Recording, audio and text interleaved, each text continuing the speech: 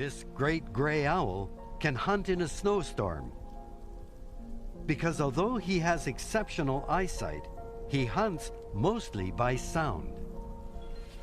His large facial discs, also known as ruffs, focus sound.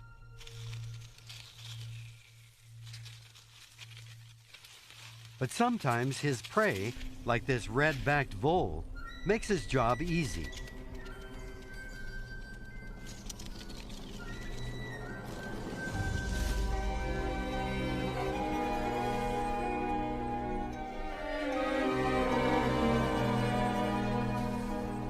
But the voles got an escape hatch. These tiny creatures create an elaborate network of tunnels and chambers in the subnivean zone, a word from the Latin for under snow. It allows them to move around and